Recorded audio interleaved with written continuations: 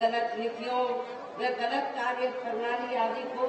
आप लोग काफी हद तक आजमा चुके हैं। ऐसी स्थिति में अब ये विरोधी पार्टियां किस्म किस्म के साम दाम दंड भेद आदि अनेकों हथकंडे इस्तेमाल करके केंद्र की सत्ता में आने की भी पूरी कोशिश पे लगी है,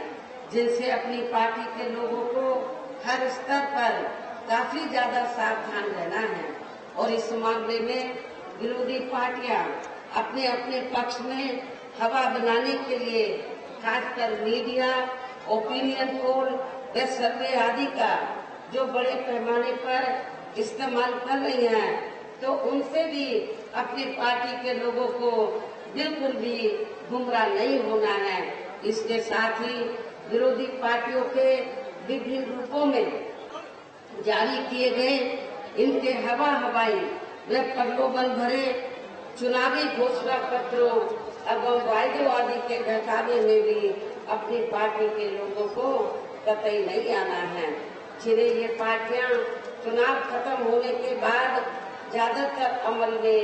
नहीं लाती हैं और अब जिन पर से देश की जनता का अधिकांश विश्वास ही उठ गया है। एक खास वजह है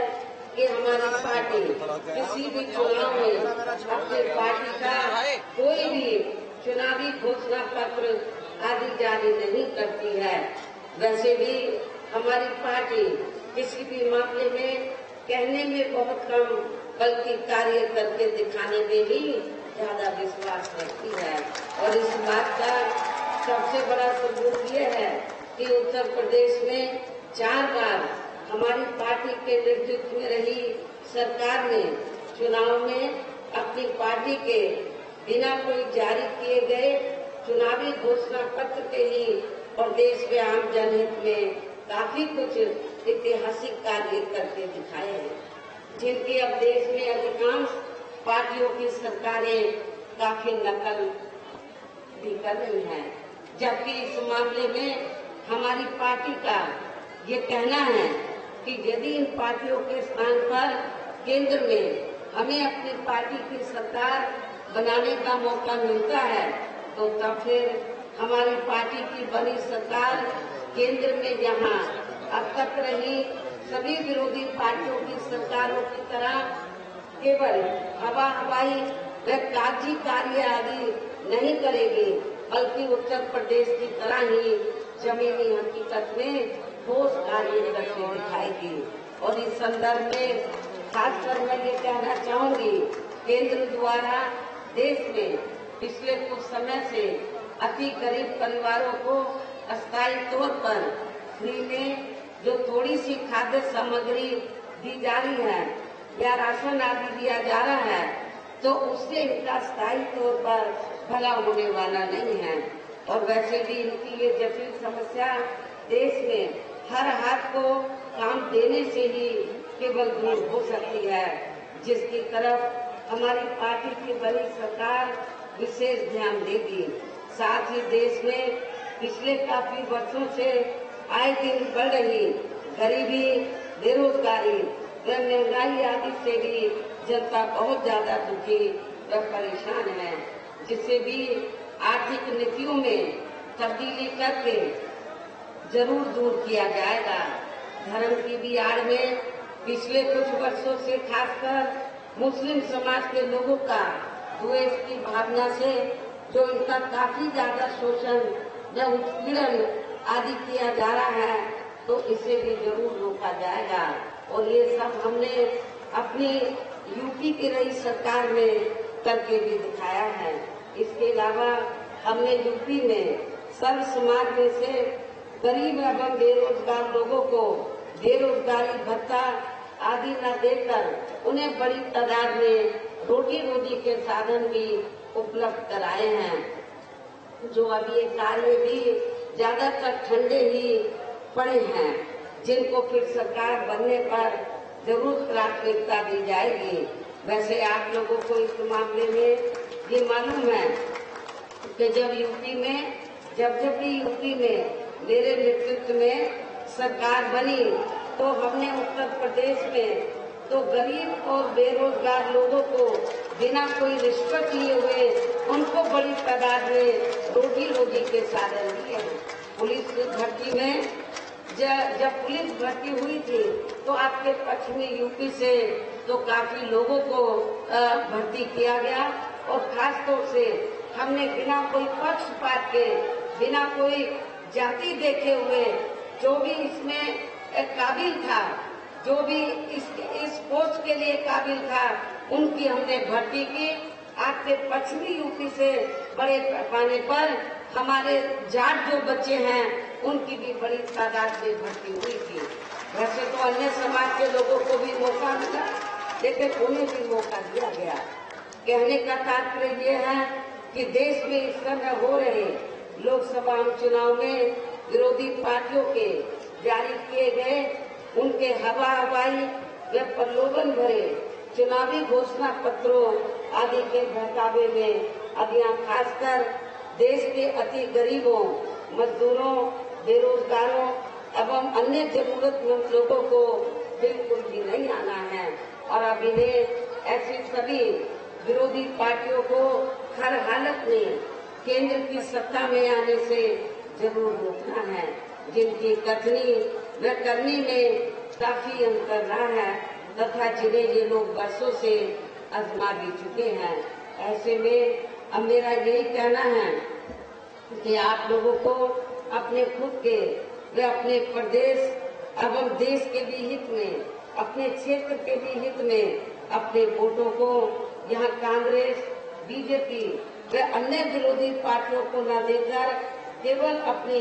एकमात्र हितैषी पार्टी बहुजन समाज पार्टी को ही देना है। जो ये पार्टी उत्तर प्रदेश की तरह ही केंद्र में भी अपनी पार्टी की सरकार बनने पर फिर पूरे देश में यहाँ अपनी पार्टी की सर्वजन हिताय व सर्वजन सुखाय की नीतियों पर आधारित की सरकार चलाएगी। इसके साथ साथ केंद्र से जुड़ी आपके क्षेत्र की जो भी यहाँ स्थानीय समस्याएं होंगी तो उन्हें भी फिर दूर करने का हर संभव पूरा प्रयास किया जाएगा। साथ ही जहाँ गरीबों, मजदूरों, बेरोजगारों, कर्मचारियों, किसानों, छोटे व्यापारियों एवं अन्य मेहनतकश लोगों के हितों का भी विशेष ध्यान रखा जाएगा। सर्व समाज में से खासकर दलितों, आदिवासियों, पिछड़े वर्गों, मुस्लिम व अन्य धार्मिक अल्पसंख्यक समाज के लोगों के विकास एवं उत्थान के साथ साथ हर स्तर पर इनकी सुरक्षा आदि के लिए भी सख्त कदम उठाए जाएंगे और तभी फिर यहाँ वास्तव में अपने देश के महान संतों, गुरुओं व महापुरुषों में भी विशेषकर महात्मा ज्योतिराव फूले, श्री छत्रपति शाहू जी महाराज, श्री नारायण गुरु, बाबा साहब डॉक्टर भीमराव अम्बेडकर एवं मान्यवर श्री काशीराम जी, चौधरी चरण सिंह जी का भी सपना, अधूरा रहा सपना जरूर साकार हो सकता है,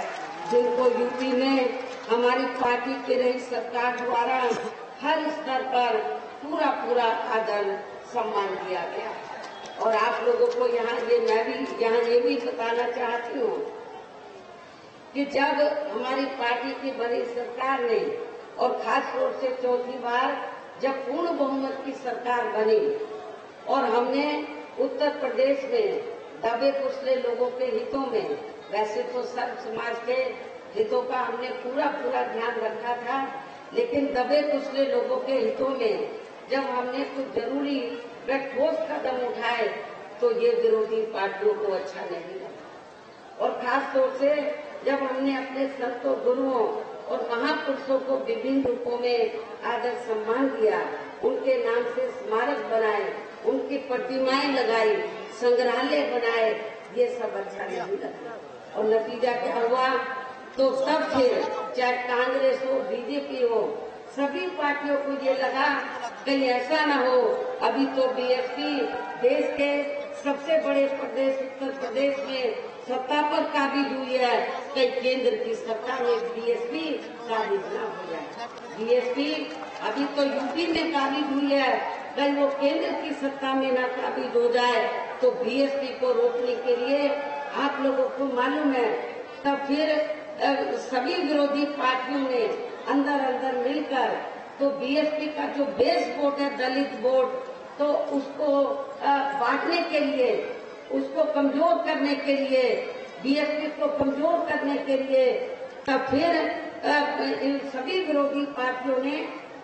दलितों में, आदिवासियों में, पिछड़ों में जो स्वार्थी किस्म के लोग हैं, जो बिकाऊ किस्म के लोग हैं, उनको दयनीय स्तर पे तोड़कर तो विरोधी पार्टियों ने तो काफी संगठन बना डाले, काफी छोटी छोटी पार्टियां बना डाली और इसलिए कि जब चुनाव हो पार्लियामेंट असेंबली का तो बीएसपी को चुनाव हराने के लिए, इनका वोट बांटने के लिए तो जो छोटे छोटे संगठन पार्टियां बनाई हैं तो उनके माध्यम से वो बीएसपी के कैंडिडेट को हराने के लिए तो वो अपने उम्मीदवार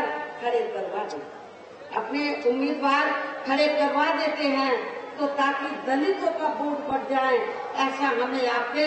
नगीना सुरक्षित लोकसभा की सीट पर भी देखने के लिए मिल रहा है। इसलिए मेरा आप लोगों से ये कहना है, ये जो छोटे छोटे संगठन बने हैं, छोटी छोटी पार्टियां बनी हैं, इनका कोई मकसद चुनाव जीतना नहीं है। इनका मकसद बीएसपी का जो बेस वोट है दलित वोट, उसको बांटकर तो बीएसपी के कैंडिडेट को हराना है और दूसरी पार्टियों को जिताना है, ये इनका केवल मकसद है। इसलिए मेरा खास तौर से दलित वर्ग के लोगों से ये कहना है कि आप लोगों को अपना वोट ऐसे संगठन, ऐसी पार्टियों को एक भी नहीं देना है। यदि एक भी वोट दे दिया तो फिर इसका फायदा दूसरी जातिवादी पार्टियों को मिल जाएगा। इसलिए आप लोगों को एक एक वोट आप लोगों को बहुजन समाज पार्टी के उम्मीदवार को देना है। इसी प्रकार आप लोगों को जो बिजनौर लोकसभा की सीट है, यहाँ से भी हमने जाट समाज से तो अपने उम्मीदवार को चुनाव के मैदान में उतारा है। आप लोगों को ये मालूम है कि जब सत्ता पावर में रही थी तो यहाँ पर मुसलमानों और जाटों में काफी नफरत पैदा की गई, दंगे कराए गए, मुजफ्फरनगर में कराए गए, लेकिन मेरी सरकार में जाटों और मुसलमानों में कोई उनमें नफरत पैदा नहीं की गई, कोई उनमें आपस में कोई जातीय संघर्ष नहीं हुआ, कोई भी तनाव पैदा नहीं हुआ। ये सब आप लोगों को मालूम है और इसी मानसिकता पर चलकर ही तो हमने जिनको चुनाव के मैदान में उतारा है वो इसी मानसिकता के हैं कि जो मुस्लिम और जो जाट समाज है, जो पूर्व में यहाँ नफरत पैदा की गई, उसको भाईचारे में तब्दील किया जाए। इसी मानसिकता के हमारे उम्मीदवार है। इन्हीं खास बातों के साथ ही अब मेरा देश में आपके स्टेट के भी हित में यही कहना है कि हमारी पार्टी ने आपकी बिजनौर लोकसभा की सीट से चौधरी विजेंद्र सिंह जो आपके सामने यहाँ खड़े हैं और इसी जिले में दूसरी सीट है नगीना सुरक्षित लोकसभा की सीट, तो यहाँ से हमने एडवोकेट श्री सुरेंद्र पाल सिंह को चुनाव के मैदान में उतारा है, जो यहाँ आपके सामने मंच पर मौजूद भी हैं। तो उन्हें आप लोगों को जरूर कामयाब बनाना है, जिसके लिए यहाँ पार्टी के सभी स्तर के छोटे बड़े पदाधिकारी, कार्यकर्ता आदि पूरे जी जान से लगे हैं। और अब आप लोगों को वोट पड़ने वाले दिन यहाँ बीएसपी के अपनी पार्टी के इन सभी उम्मीदवारों को बीएसपी का जो चुनाव चिन्ह हाथी है, हाथी चुनाव चिन्ह के सामने वाले बटन को दबाकर आप लोगों को बीएसपी के इन दोनों प्रत्याशियों को रिकॉर्ड तोड़ वोटों के अंतर से जरूर जिताना है। इस दो अपील के साथ ही अब मैं अपनी बात यही समाप्त करती हूँ। जय भीम, जय भारत।